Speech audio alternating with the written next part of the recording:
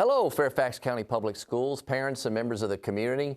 I'm Dr. Brabrand, Superintendent of Fairfax County Public Schools. Welcome tonight to our Community Town Hall, our Return to School Countdown. We're getting ready for a strong virtual opening on September 8th, and this is the first of many town halls. Each week, we're going to be coming to you with another topic about how we prepare for a strong and successful virtual start here in Fairfax County Public Schools.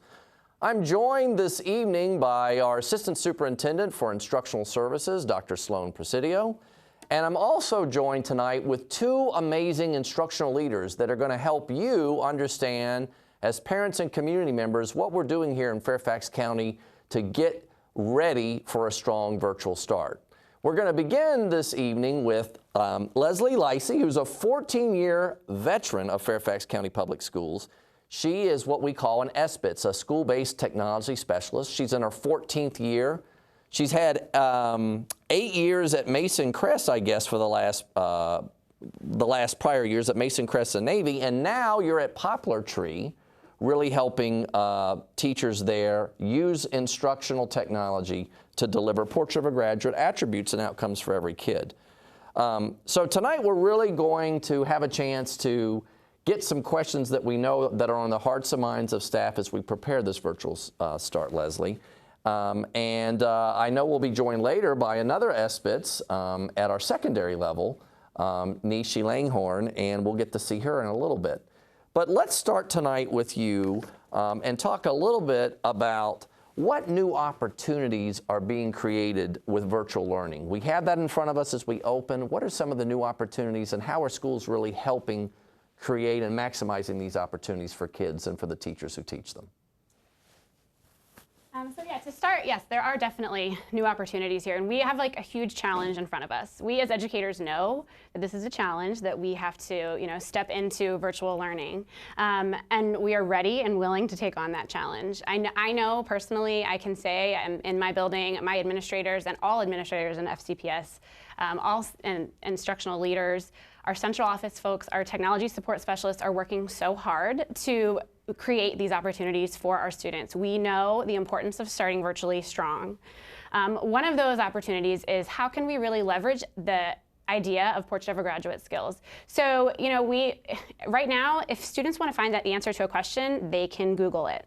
And we want to go beyond that. So what are those skills that they need? We want to give them opportunities to collaborate and to communicate and to think critically. There are so many technology tools that can be used to do that. Google Apps for Education, they can collaborate with each other and communicate synchronously, asynchronously with each other, with their teacher. One of the things that we really found in the spring during distance learning was how goal-directed and resilient our students became. A lot of skills they gained, they would have never gained otherwise. We saw them being able to have some executive functioning skills. They had to organize their calendar. They had to figure out ways for them to keep track of all the things they had to do. At the elementary level, you usually have a teacher saying, okay, line up, we're going to specials, we're going here, we're going there. They didn't have anybody telling them that. They had to do that themselves. I'm also the parent of a rising first grader, and I noticed that with him. He had to be online every day at 9 a.m. And oftentimes at that point, I was in a meeting. And so sometimes it'd be 8:58 and I'd run in the other room and make sure he was there, and there he was. He figured out over time, he knew how to look at the clock and make sure he was there ready to engage with his class. So there's plenty of opportunities for us to, find ways to have these Portrait of a Graduate skills enhanced. Another opportunity is really the idea of student voice. We want to hear from our students. We want to know how they're doing. At Poplar Tree, we have a tech squad of students that really support the technology use in our buildings. And so what we did when we would meet with them is we would kind of ask them, how is this going? What are some challenges? What are some things that are going really well? And through that, we learned that, a lot of our classmates are having a hard time finding their Gmail or accessing their Gmail. And so they would then create videos to teach their classmates how do they go to Gmail and how do they find the links that they need. Or another student said, I really found a great use using Google Keep, which is a way that they can keep track of things they have to do. And they made a video, again, to teach others. So it's really leveraging their voices. And just last week, I met with some of those students to try to prepare for virtual learning. And I said, what are you guys excited about? What do you want your teachers to know when we start virtually? And they commented a lot on, we want personal connections. We want to connect with each other. We want to connect with our teachers. We want to know what the expectations are and that they're going to be followed in our virtual learning environment, and we really want to have fun. And that is kind of what we are leaning on as teachers and at our school, that we really want to make sure that's what we focus on with our teachers when they come back. And Leslie, this is so great because it was such a shock to all of us when we had to close for COVID-19. And now we have the time. One, we have lessons learned from the spring, but we've also had the time this summer, and as we come to August, to do the teacher professional development with our school teachers, our school support staff, to really prepare all of our students for success. So what will virtual learning look like in the fall? And how can I help if I think my child may be struggling a little bit still, even as we begin the fall? What are some things that schools are doing that we can even share tonight with parents? I know that especially as a parent, and being a parent of a first grader, and right now on the screen you're seeing my son, I have concerns over, how long is he going to be on the screen? And is he going to be on the screen for 6 hours a day? But I think, no, it's not going to be 6 hours where he is completely interacting with the screen. We are very excited that the students have access to the devices and the screen because it can help connect us. But it's not about the device, and it's not about making sure that they have it. It's about what we do with it, and making sure they have opportunities to truly interact. In the pictures you just saw, that was an example of something that can and will happen with our students, where it's not about consumption.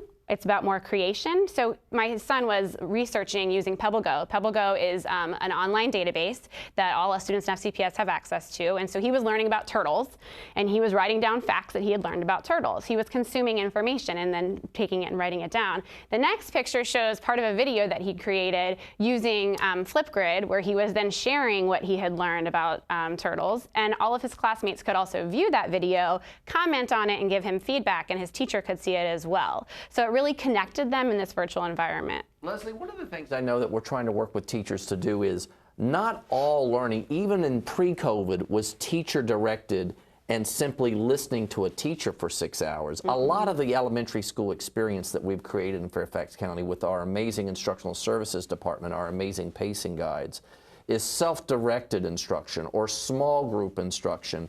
Can you talk about, I think screen time is that the child is going to be on the screen, observing the screen 6 straight hours versus getting a chance to engage in activities, perhaps sometimes with the assistance of the computer, but even sometimes independently, or creating something versus just continuing to stare at a screen. Can you talk a little bit about that and some of the things that are being done? No, yeah, absolutely. And if you look at the next slide, I think you kind of touched on that. Like in a face-to-face, we cannot make virtual learning look exactly like a face-to-face environment. That's just not possible. But I know that there are so many ways that we can, and we can use the technology tools available to us to do that. So thinking about, let's say you have an hour, if you see on your child's schedule, oh, there's an hour language arts block, they're going to be sitting there looking at the screen for an hour. Well, no, in a normal face-to-face environment, the teacher is never going to be talking to a student straight for 1 hour. So instead, what they would be doing is they would have like 10, 15-minute little lesson where they're going to actually talk to the students, maybe present some new information, do a little bit of an assessment on where they are,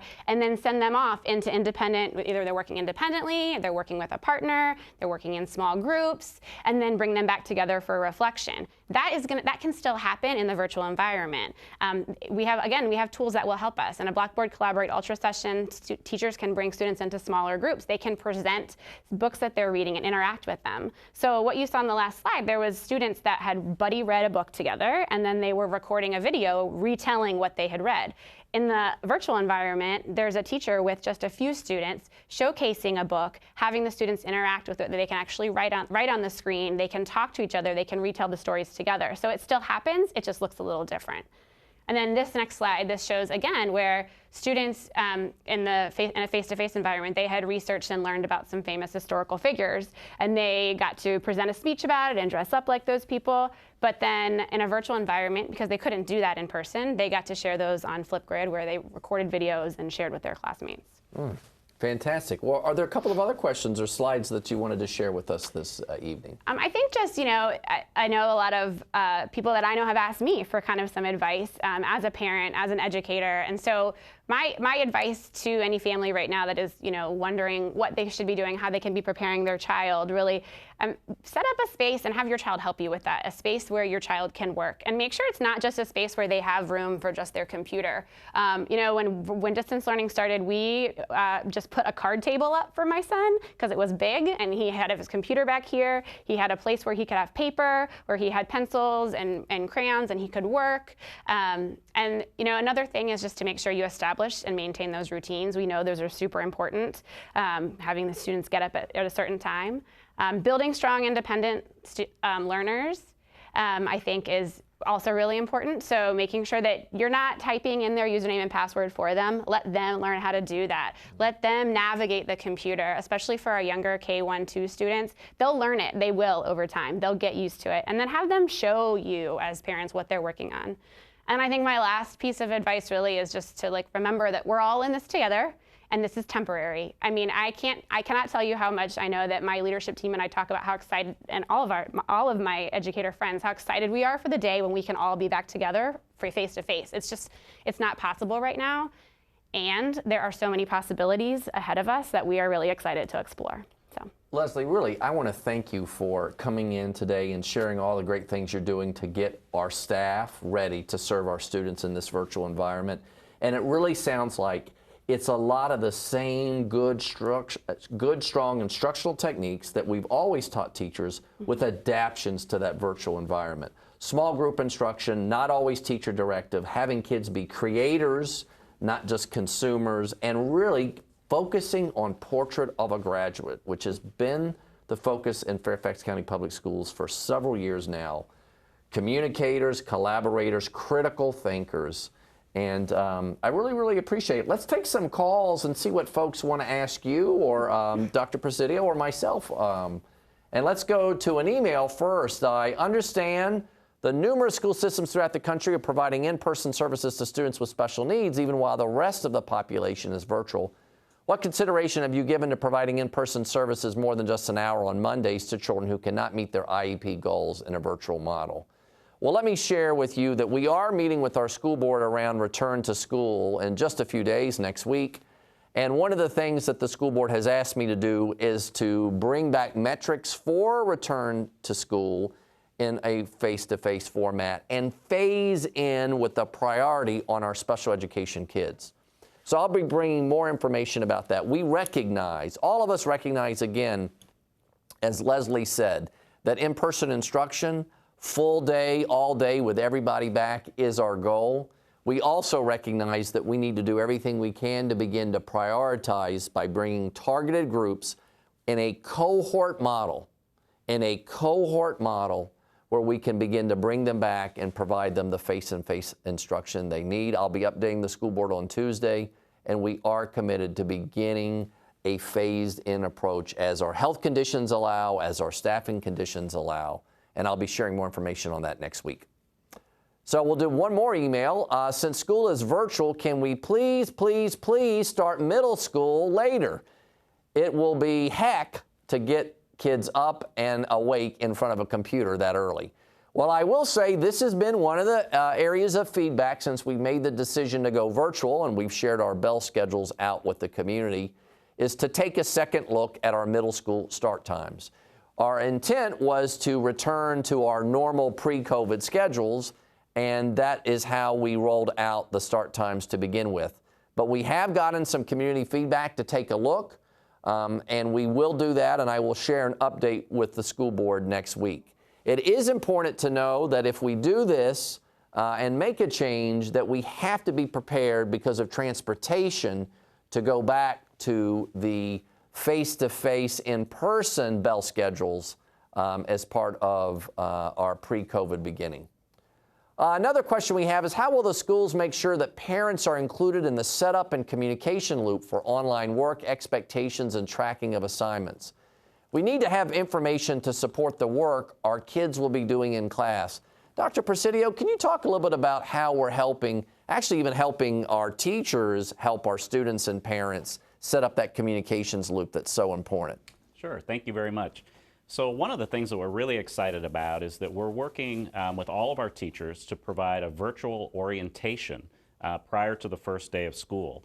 And that's going to be an opportunity for our teachers to connect with families, to connect with students, make sure that everybody in the family has the information about how to access the virtual learning environment resources, where virtual materials will be stored, how students can access synchronous instruction, how they can submit materials and assignments. So that's going to be a really big help, we think, even before the first day of school, is to make sure that everybody has that information.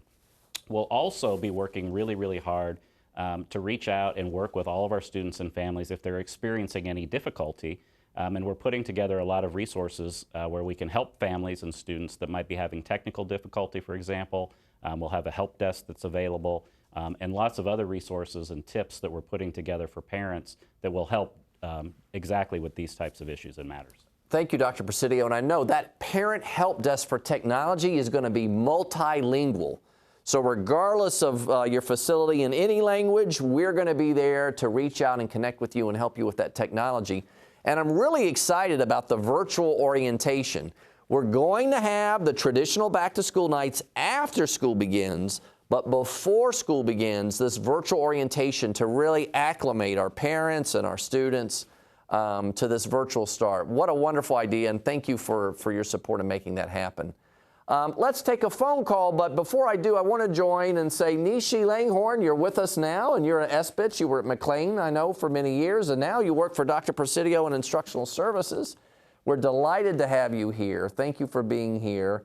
We're going to take some calls, and then we're going to talk a little bit about what you're doing to help prepare and what other SBITS like you are doing at the secondary level at middle and high schools. So let's take a phone call. Caller. Hello? Hello? Yes, this is Dr. Brabrand. What's your question? Yes, I know that on Mondays, those are being put aside as a teacher workday. Just for planning purposes, I'm asking, are the scheduled teacher workdays where the kids don't go to school, quote unquote, still valid? Or at this time, do you erase the calendar and just plan for teacher workdays on Monday and plan for the schools to be in school, virtual school, on the scheduled teacher workdays? That's it. Thank you. Oh, thank you for your feedback. I want to make a very important distinction to the community tonight. Monday is still an instructional day for our students. It's just in a different way. It's what we call asynchronous instruction, where you're not engaging with the teacher face-to-face, but you are doing independent activities that have been directed by the teacher to do, much like you do in a normal face-to-face environment where the teacher asks you to work on an assignment. We're going to have time to be able to have students do that on those Mondays. Monday is also going to be an opportunity for intervention time for those students that need additional supports to be successful in school in their particular class. And our teachers are going to be making that determination, working together in their collaborative learning teams and simply observing children, your children, to see who needs that extra help, and we'll be encouraging them and connecting with them to be involved on Mondays. Let's take another phone call, please. Hello, can you hear me? Yes, I can hear you. Welcome to our town hall. Thank you for being here. Thank you, Dr. Brabrand. My question is on the return to school. I actually have two questions on the return to school and when it will be reevaluated for students to return into the physical building itself. That's question one. And question two is for the return to school, is it going to be like emailed out to people, or like is it going to be put on the news? Because I've been getting a lot of mixed messages, and I just wanted to make sure like I'm able to know clearly what is going on. Sure. Well, we want to do everything we can. You know, these town halls are trying to help. We need to over-communicate. All of us need to over-communicate right now during this COVID-19 pandemic. We are looking at metrics and a phase-in plan around return to school, and we will be updating the community regularly around that plan. But let me be clear, we are starting the year virtually, and we will have a virtual start. And we want to do right now is to make sure that that virtual start is super successful. As health conditions allow, as our staffing conditions allow, we will have a phase-in approach. But we're going to all have to work together and look at what the situation is in our country, in our Commonwealth, and right here in Fairfax County, and assess our ability to deliver high-quality in-person instruction. It's not good enough to have everybody back and experience what we see some school districts experiencing right now as they return to school. One day after everyone's back home. The promise of in-person to be there but a day or two and then to return virtually is no promise at all. We need to plan carefully, deliberately, and with the best help of our medical, local professionals, and our own knowledge of our own experience operationally, that we can deliver on the FCPS promise to every child and to every family to inform our decision. But I'll do my best to keep you in the know. Continue to go to our website at fcps.edu. There are ways to sign up for you to get regular information, and we want to stay connected with you. So thank you so much. We're going to take another phone call, and then I would love to get to Nishi and talk to her a little bit about what we're doing in a secondary level. So caller, welcome to our Return to School Town Hall. Thank you. Hello. My question is regarding the bell schedule. At the town hall in July, you said there would be 2.5 hours of virtual instruction per day. And then I just received a bell schedule today from our school, and it's really like a 7-hour day with a couple of small breaks in between. It's like 5.5, 6.5 hours of instruction. I don't know what happened to the 2.5-hour virtual instruction program. As a working parent, what I really want to know is what expectations do you have of the parent, especially for a kindergartner? Do you expect the parent to have to sit with that child all day long? I just don't see their having the attention span to do that much. I know even with breaks, that's a very long day. Is there any possibility to reconsider the length of that day, especially for the younger children? Thanks, caller, for that question. I really appreciate it. I'm going to have Dr. Presido talk a little bit about how we've gone from where we were in the spring to looking at what we're doing in the fall, and also understanding the landscape, even at the state level, that has changed around expectations for instruction. So, Dr. Presido. Yes, thank you very much, Dr. Brabrand. And that's a great question from our caller. And it is confusing, and it's a lot to keep track of when we think about the adjustments to the instructional model that we're going to have during a virtual opening to the school year. So the caller mentioned, I think, that she probably has a rising kindergartner this year, and mentioned an advertised 2.5-hour virtual instructional period of time for that grade level, which is correct. So that 2.5 hours is direct synchronous time when the teacher will be available to work with the whole class, small groups of students, or individual students. Additionally, in the schedule, we're building in what we refer to as specials. So those are classes like art or music or physical education. That will add additional time to the instructional day. The rest of the day, which will comprise about 40% of the day, will be screen time breaks for students, obviously a lunch break for students, and then there will be asynchronous activities that Dr. Brabrand mentioned earlier in this town hall event, where students will have independent activities that do not require the use of a computer screen. So independent reading, writing activities, hands-on projects that they'll be completing. So the 2.5 hours refers to the direct instructional time with that child's classroom teacher. The rest of the day will be built up of additional special activities, asynchronous independent activities for the students, which will comprise essentially a full day that we would have on a normal operating bell schedule. So hopefully that clarifies it a little bit. Thank you, Dr. Presidio. And I know this is a question, screen time for certainly our younger users, and how we're doing things deliberately to make sure there's a lot of the activity, a lot of the instruction. As you said, 40% of that day is really not about screen time, but is about building in instructional activities for that child to really engage and continue to learn. And it's important to know that the Virginia governor shared that this school year is all new instruction and is all graded instruction. So we have to balance the needs of providing a bell schedule to meet kids' needs with also the expectations from the state that we have new instruction, we have to cover the content area and standards, the essential standards for the state, and it is a careful balancing act that we need to engage in. Well, Nishi, it's so great to have you here. I already mentioned about you being at McLean, and now you've stepped up to be a leader in our central office, and really thanks for all your leadership supporting kids, especially at the secondary level. And I know that you are going to talk a little bit about how can we establish a classroom community with clear expectations and routines, especially for sometimes I have teenagers too that may be disorganized, and I've got all these classes at middle or in high school to try to organize myself. Tell me a little bit about how a teacher can help create that community with those routines and expectations. Yes, excellent question, Dr. Brabrand. So one of the things that at the secondary level, really at any level, that teachers can do is co-construct norms and routines with their students. This is this shared responsibility idea. How do we involve our students in the process of creating norms and routines? You'll see on the next slide, there's an example of one of our teachers at McLean High School who created a Padlet, which is an instructional app that she used to co-construct these norms with students. And so she had these norms that the students created.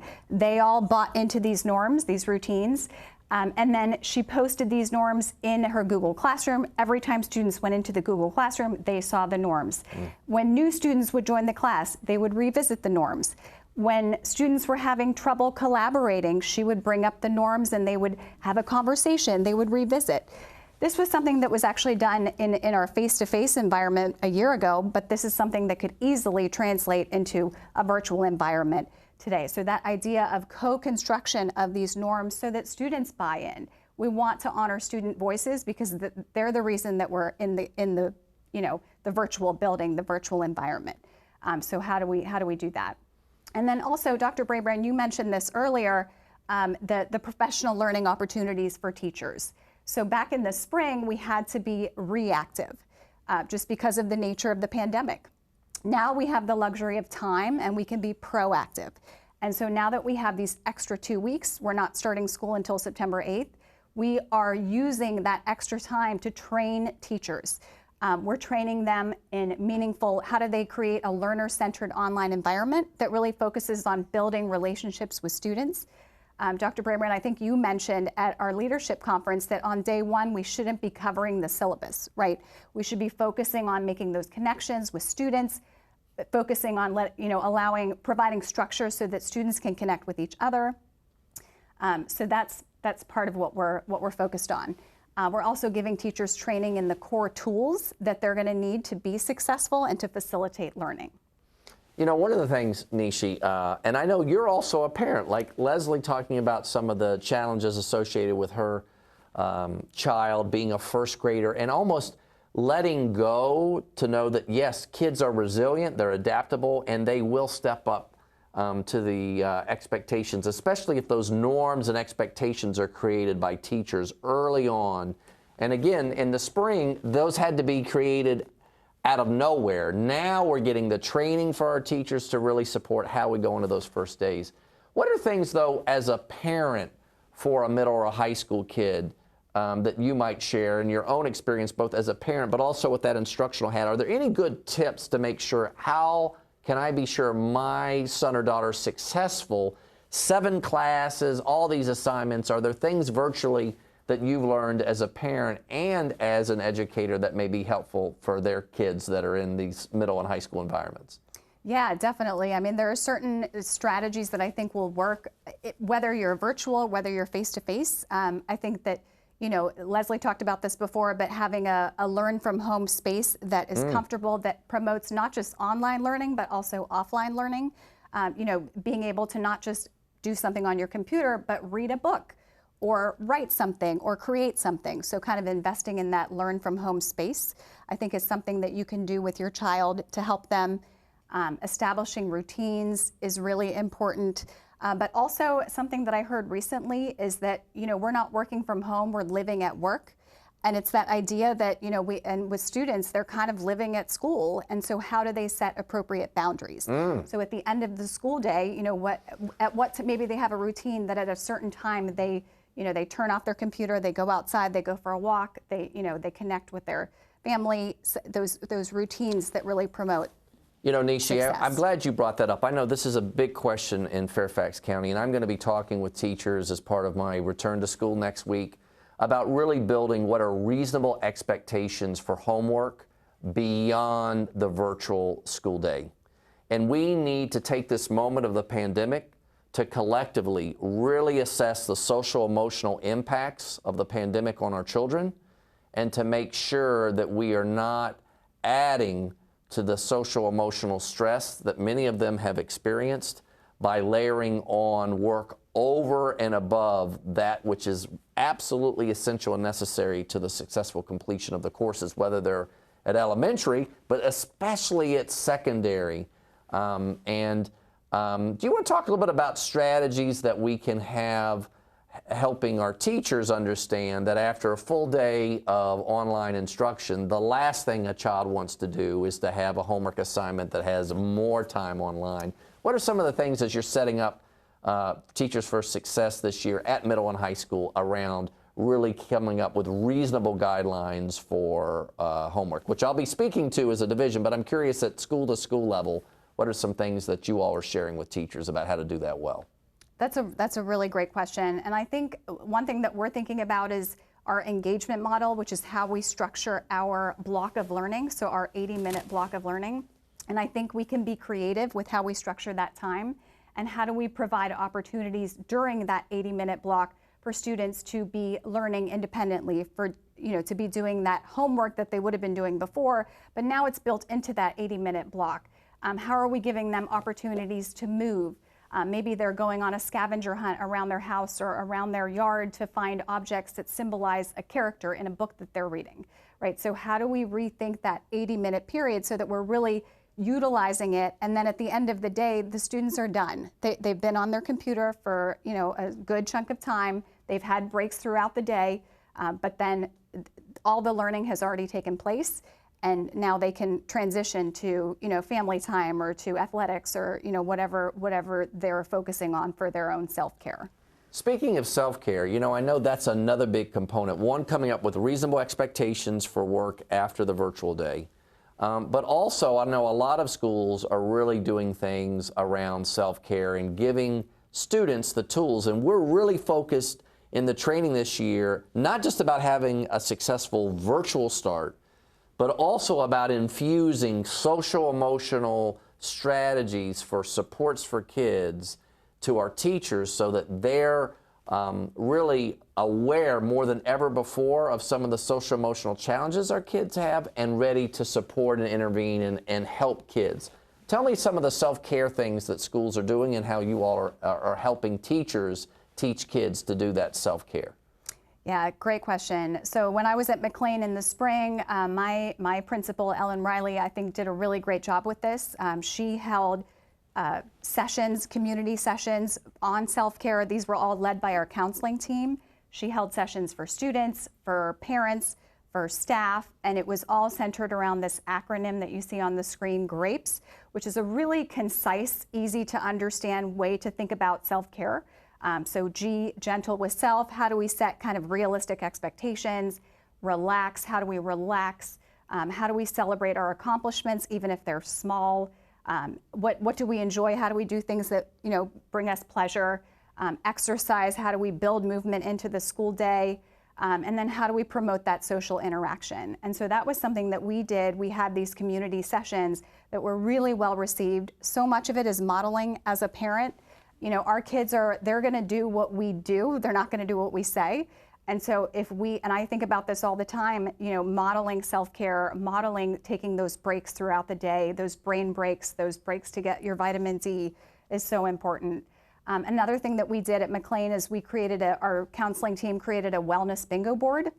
And that was a great way for us to connect as a community. I also printed out the boards for my own kids, and we did some of the activities together. So it was a great way to bond just as a family and connect and remember that, if we can't take care of ourselves, we can't learn.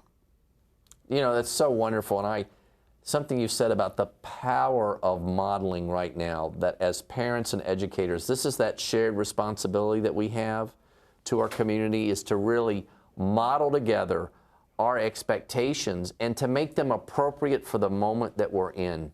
We're not in normal times. We're in a new normal, and we've got to wrap around our kids as a community of educators, a community of parents, a community of people who care and love our children, to give them the necessary social emotional supports that they are okay, that everything is going to be okay, that this, as Leslie said, is not forever. It's temporary, but right now we need to adjust and give ourselves the flexibility to do things differently and to help all of our children be successful in this time. So what advice do you have for your child around supporting them with virtual learning, especially from that middle or high school lens? What are some things, parents out there today, what are 4 or 5 tips that you might have for them? I think you have some information you might want to share with us. Then we'll take a call or an email. So I would start with self-care, focus on self-care. Like I said before, if students are not taking care of themselves, they're not going to be able to learn. That's definitely going to be a barrier for them. So focus on self-care. I think being patient and flexible with your kids, I know, and this is advice that I give to myself as a parent. I think about, I have a son who's going to college and I have one who's a rising senior, and I try to be empathetic and understand that they lost so many experiences that most high school seniors get. They didn't get to go to prom. They didn't get to graduate. So I'm trying to empathize with that and be flexible and be patient. And one of the benefits of virtual learning is that we can be flexible with our learning. So if we need to access a recording later on, we can. If we need to pause a video and rewind, we can. And then I think the biggest piece of advice that I would give myself is to focus on what we are gaining from this experience instead of what we're losing. So it makes me think about what Leslie was talking about before with the new opportunities that are created. But it also, as a parent, it makes me think about my son who was supposed to be leaving for college in a couple of weeks, but is now going to be learning from home. And I can choose to look at that as a kind of a golden opportunity of an extra 6 months that I wouldn't have had with him otherwise. So kind of focusing on what we're gaining instead of what we're missing out. Oh, Nishi, that's so important, that mindset. And positivity is something that we have to intentionally choose. Something I talked about at the leadership conference just last week to all of our leaders in the school. How do you deliberately infuse joy into the education environment this year? It's true every year. There's always the excitement about back to school. It is going to look different the beginning of this year. But how do we do it with joy, with passion, and with connection? It's not about sharing the syllabus on the first day. That might come up in the middle or high school, but the main focus is on making a connection, bringing the community back together, and knowing that education of children starts with a connection with every child by name and by need. If we know that child, and my commitment to you as superintendent, this entire team you're seeing today, all of our Fairfax County teachers and staff, is to know your child. Their responsibility is to know your child, to know their needs, and then we're going to do everything possible, partnering with you to make sure they have a successful school year. Let's take an email and see what's on there. I've got 3 kids in FCPS, 1 in middle, 1 in high, and 1 in college, and 1 adult working from home during COVID. I'm not sure my Wi-Fi can handle the load. What am I to do? I don't know that I can afford to upgrade. Well, stand by, because we are working very carefully with some of our local corporate partners around not just MiFi, which is what we've been doing to provide internet access, but really exploring an announcement with a corporate partner that we will be sharing next week that may be able to be a real game changer for many of our families that lack the access that they need at home or simply don't have the access at the level needed. So stand by for that in next week's return to school work session with the school board.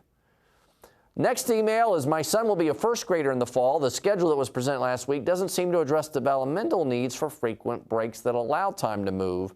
How will the schedule be revised to address the needs of young learners?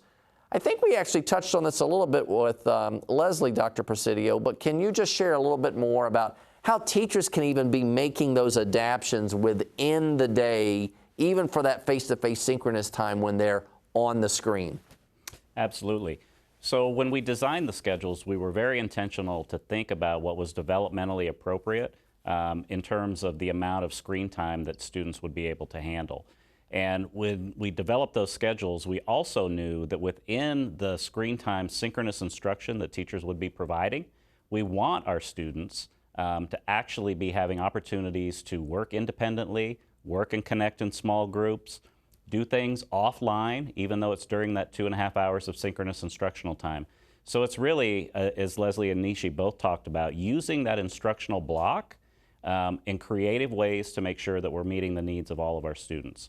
So definitely, we're very aware of the screen time issues. The schedule is designed intentionally to address those issues, and teachers will be doing everything that they can to make sure that the students are able to be engaged and to stay engaged. So we think that we're in a pretty good spot. Great, Dr. Presido. Thank you. Let's take another email. Question about students at elementary. Will they receive textbooks? Will teachers be coordinating with schools about school supplies, how they're organized and set up? And is there any plan to create a pickup box with manipulatives and worksheets? I know you're doing a lot of work in your instructional services department, Dr. Presido, around these issues. Do you want to share your response to some of these questions? Yeah, thank you. So again, we've provided some recommendations about the types of supplies and materials that students might need this school year, just as we do on a, any regular school year basis. That information, though, this year is a little bit different because we recognize, obviously, the unique nature of virtual learning. So we've really tried to design our curriculum for this year to minimize the amount of additional supplies and materials that students would need. So hopefully most of the things that students would need would be things that would be commonly found in the house. Additionally, this question I think is getting at some of the resources and materials like textbooks. There will be some opportunities for distribution of materials like textbooks when it's appropriate, but we've also purchased new materials, new digital materials that we think can support and address a lot of those learning needs as well. So we've got new math materials, digital math materials at elementary and middle school level, and we have new language arts reading instructional materials at the elementary level. So those include digital books as well as additional opportunities to support students' literacy development. So we're really trying to make sure that we can minimize the amount of additional materials and supplies. Additionally, we are working with our facilities team and our technology team to think about a coordinated distribution where any materials that you might need to pick up, whether it's library books, textbooks, or the like, would be distributed at the same time that students would pick up their laptop computers if they need to have an FCPS provided device. So I know schools are already in the process of sending some of that information out to their local school communities, and schools will probably complete that over the next couple weeks. So stay tuned, more information will be coming directly from each of the individual schools in the county. Thank you, Dr. Presido. I know we have another email, really, again, about the elementary schedule and having time for play, for social emotional skills, and a little bit about, is there a district-wide policy or recommendations about homework assignments? We really are working to share, as teachers return next week, some expectations about limiting the amount of homework time, not only at elementary, but also at secondary. And I am going to be very explicit with our teachers here in Fairfax County about now, for really this first time ever, taking a deeper moment. We've always talked about the balance of work and school and home life, but we're going to do it even more intentionally this year. And I'm going to be asking our teachers to really step back and reflect, is this a necessary assignment after the virtual school day? Is it essential to the successful completion of the course? And I believe, and I'm confident, our teachers are going, as they have before, rise to the occasion to match and adjust their expectations for additional homework, both at the elementary level and at the secondary level. So caller or emailer, I hope you'll be able to give me feedback as we start the year. And I promise we'll have some additional town halls during the year to get feedback on how things are going, not just the preparation for the first day, but how things are going, what we can do even better, and what things are going really well. So let's take a phone call. Phone caller, welcome to our Return to School Town Hall. What's your question? First of all, thank you to you, Dr. Brabrand, and your team for all the hard work that you have been putting in to get the school started. So thank you for that. You're welcome. My question is FCPS planning to have some online parent educational webinars or workshops which teach us how to become better and effective parents and co-educators as our children go through this virtual school environment? Some best practices that can be shared or some such. I heard that DC schools are doing that. I was wondering if FCPS is planning something like that. Thank you. No, thank you. Dr. Presido actually already talked a little bit. We're going to do virtual orientations with our schools and inviting our parents to come in to have this virtual orientation. But we're also going to have really opportunities for parents to get videos and share a little bit more information about successful tips. Dr. Presido, do you want to say anything a bit more about that? I know it's our Office of Professional Learning and Family Engagement, but anything you would want to add from an instructional point of view? Well, we really appreciate the call. We know that parent support is really going to be critical to make sure that this is a successful school year for all of our families. And we've got to be able to reach all of our families in the community. So equity is really a major focus for us in making sure that we can connect with our parents. So we will be doing videos. We will have some live events where parents can interact live and get help and get tips, just as the caller suggested. And we're going to be doing a lot of these events and videos, again, in a multilingual format so that we can really reach all of our families. Fantastic. That's just wonderful. And we know if we can help you be successful and understand the technology and give you tips, it'll only be another layer of support for your child. Let's take another phone call. Caller, welcome to our Return to School Town Hall. Hello. Hi, how are you? I'm doing good. How are you doing? I'm doing well under the circumstances and glad to have you here today. What can I answer for you? So my question for you is, I know in my area that the internet network as well as the cellular network and the cell towers are like overflowed. And my question for you is, and overloaded. So sometimes it can take a really long time for to use the internet and the cellular system during distance learning. So my question is, what will the school district do in regards to that? As I said, we're really working with our corporate partners here in Fairfax County, and I'm going to be sharing with our Chief Operating Officer, Marty Smith, and I will be sharing some approaches to really help provide internet access in a way that I think will be a game changer for much of our community. We're going to continue to, for families that I know have needed access or multiple levels of internet access with the MiFi. And I would tell you that we're going to continue to ask and receive support from the state to support broadband coverage. Sometimes right now in the Commonwealth of Virginia, this is seen as a rural issue, and you're making a point that this is still even an issue, even in populous Fairfax County, to have full internet coverage everywhere. But we'll have announcements early next week that I think will help, and I really appreciate you calling and tuning in today to this town hall. Let's take another phone call. Caller, welcome to our town hall.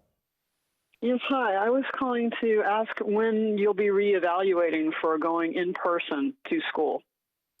Yeah, thank you for that question. As you know, we're starting the year virtually, and next week I will be sharing my preliminary thinking around our metrics for returning to school in person and what a phase-in plan could look like if health conditions improve, and we'll get the latest update on what the Virginia Department of Health has to say about those conditions. And of course, as you know, they're changing weekly, and we're going to continue to monitor them weekly. But I do hope that as we begin the phase-in, that we have a phase-in for cohorted groups, which is where most of the research around the globe and the country is seeing the greatest success. That means kids come in as a cohort, they leave as a cohort, they're not mixing during the school day, and really targeting some of our most vulnerable kids with equity at the center of what we do and getting them in. As far as more kids coming back 2 days or more than 2 days, we really are going to need to monitor both the health conditions, our staffing conditions, and the success of these cohorted groups. How well do they do? I need to be very honest with this community right now, though. I am concerned as I see schools reopening where hundreds of kids are being sent home just days after they begin. That is not part of the formula of success for Fairfax County or Fairfax County Public Schools. We are going to need to have a very deliberate, a very thoughtful approach that looks at our data, that looks at our staffing data. We can't have kids by the dozen each week getting COVID and then by the hundreds being sent home. I believe that is not a successful recipe for success in Fairfax County, so we're going to start with small targeted cohorts, and we're going to monitor their success and hopefully, step by step, expand that opportunity for kids to be in person. And I, like every other American, remain hopeful about the promise of a vaccine during this 2021 school year. Phone caller, we've got another call. Welcome to our town hall. Hello. Hi. Hello. How can I help you? Yes. Can you hear me? Yes, I can hear you. Welcome to the town hall. I have a question about the laptop. The kids, sometimes they can't even get it in, log in to get anything to see what's going on. Thank you for that call, caller. You know, one of the things getting on the laptop, trying to be able as a parent to troubleshoot it. I know you're really the SPITS, Nishi, but can you talk a little bit about what a parent can do if they're seeing hardware problems with the laptop? And we're giving brand new laptops, of course, to our middle and high school kids with FCPS on. And we purchased over 20,000 new laptops for our elementary kids so that we can have access for our elementary kids. But what if a parent's having some trouble with the laptop device itself? What can a parent do in terms of working with the school on that issue? So good question. So every school has a technology team. They have an SBIT, so a school-based technology specialist, and a T-spec. And most schools have a process for how to deal with technology issues. So I would contact the SBITs or the T-spec at your school and explain the issue that, you know, your student's laptop isn't working. They'll most likely have a process where you'll have to drop off the device that's not working, and you'll get a loaner device that you can swap out in the meantime while they repair your device. So it's a similar process to what happened face-to-face, but they're going to have it's obviously going to be different for the virtual environment. Great. I know one of the things we're doing too is, one, you can reach out to your school, and if you know who your T-spec and SBITs is, but we're also looking at having a countywide help desk to really take those calls and then direct them to the school to get the supports that they need. And I know one of the other things that we've done this year, coming year, is we're going to have a student portal where students may be experiencing some challenges that students can directly reach out and get some technology assistance, sort of like the Geek Squad or other things like that. So we're very helpful about that. We have an email. Let's see. Why was the school start not adjusted back to the August 25th? That's no longer the option for in-school learning. It was to prepare schools for in-school learning. That was the stated reason. And that is the reason. Dr. Presido, I'd love for you to talk a little bit about what are we doing. Many of the public don't understand. First of all, I think one of the big silver linings, if you talk to any teacher, there is more opportunity to have professional development in American schools, which we do not get. We get much less in American schools than in schools in Asia and Europe, who invest more time in their teachers to become experts in their learning and on strategies for how to maximize teaching to kids. So in some ways, this additional time is a gift to every Fairfax County public school teacher to really help them be successful. Can you talk a little bit about what we're going to do during those extra 2 weeks? Yeah, and I almost think the question is, what are we not going to do? I mean, we're basically reinventing all of our policies and procedures to open in a virtual format. So we've completely rewritten our curriculum, and teachers are going to need time to understand that, to unpack that, and to make sense of how to organize their instructional delivery based on the new curriculum. We've updated our assessment programs because we know that we need to make sure that our students aren't falling behind in a virtual format. So again, teachers are going to need time to process that information. They need to prepare their virtual learning environment. So again, when we closed down in the spring, we didn't have that time to plan and prepare, but now we do, and we're going to make good use of it. So we're working very hard to make sure that the infrastructure is set up and is reliable, and we're providing, as Dr. Brabrand, you said, a lot of professional development to our teachers to make sure that they feel comfortable teaching in a virtual learning environment, that they have the support to really develop those best practices across all of our schools and all of our classrooms in FCPS. So we do need the time, and we certainly appreciate the community's support and patience in giving us that time. Thanks, Dr. Presido. I know we have an email, a question about attendance. How's it going to be taken in a virtual world? And how about at elementary school, those specials? I'm a working mom. I'm trying to have a child care provider coordinate the day, and I know that remains one of the challenges for all of us in Fairfax and all of us across the country as parents with children. I'm trying to understand if my daughter will be penalized. Let me be clear, and Dr. Presido, Nishi, if you want to add to, we are not going to use this virtual approach to penalize kids if they're missing a special or they have to step away. In fact, we've worked with the Commonwealth of Virginia, the Virginia Department of Education, and Dr. James Lane, our state superintendent, to provide additional flexibility about what attendance looks like in the virtual environment. And it's really focused, Dr. Presido, on kids. Of course, we want them to attend and be there virtually, but also that they're working on assignments, they're keeping up with some of those independent asynchronous activities. Are there anything that you would additionally want to share? We're really trying to work and communicate to our teachers that we are not going to punish kids through the attendance process at all, but rather focus on engaging them and doing their best as we all adapt to the challenges of virtual instruction. Yeah, and I would just add briefly, we know that some students are not always going to be able to attend at the particular time, at that particular moment. So, you know, we're adjusting our policies, as Dr. Brabrand said, but we're also working to ask teachers to record virtual class instruction in case students are not able to access it so that it can be accessed at a later time. So when we think about some of our elementary students, for example, if they're in a daycare facility and weren't able to access the virtual language arts instruction, that would be available for them to access later when they were at home. Oh, that's outstanding. So. Outstanding. I'm going to take one more question, and then Nishi, I'm going to let you kind of have the final word for this town hall, or at least the final major word. There was a quick question about SATs. As you know, we are doing SATs at the end of August.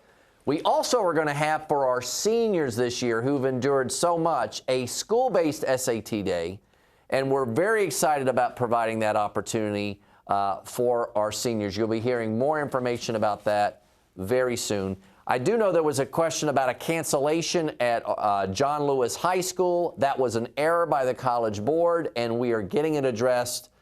We will be sharing updated information with families at Lewis High School very soon. But honestly, Nishi, just in wrapping up, what is a takeaway for parents tonight? We all want our kids. You're a parent, I'm a parent, Leslie's a parent. We all want our kids to be successful in school, and particularly in a virtual environment. What are the one or two things you would tell parents as we're closing this evening that they can do to help their kids be successful? They've heard a lot, but if there's just one or two takeaways you'd share, what would they be? So I think for parents to help their kids be successful, I would say be patient and flexible with them. I would say, you know, invest right now on creating that learn from home space. Start establishing those routines. You know, it's been, I know for my own kids, it's been a while since they've been in an academic routine, so maybe start a little bit early and start getting them in the habit of, you know, of those academic routines. And I think just really understanding that we have this new opportunity here to really focus on learning for the sake of learning. And I think that there are so many great opportunities with that, and you know, for connecting with others in a different way. Yeah, you know, Nishi, I want to just thank the entire community for being here at this town hall. This is the first of many as we prepare for our virtual start to the school year, and we'll have many afterward. It is my commitment to this community to continue to communicate with you and share with you what we're doing to provide a rationale for why we're doing it, and to continue to hear from you about what we're doing well and how we can do better. This is an opportunity. Even after COVID, we will be connected globally in this world through technology. And this is an opportunity for our young people, for actually all of us, to show the resilience that we have as a county, as a member of the Commonwealth of Virginia, and as an American. It is a challenging time, but we here in Fairfax County Public Schools stand here shoulder to shoulder with you to meet this challenge and to give your children, by name and by need, the most successful school year possible. We appreciate all that you do, and we appreciate you being here this evening, and we look forward to seeing you at another town hall really soon. So on behalf of Nishi and Leslie and Dr. Presidio, thank you for tuning in, and we'll see you next week at Return to School Town Hall.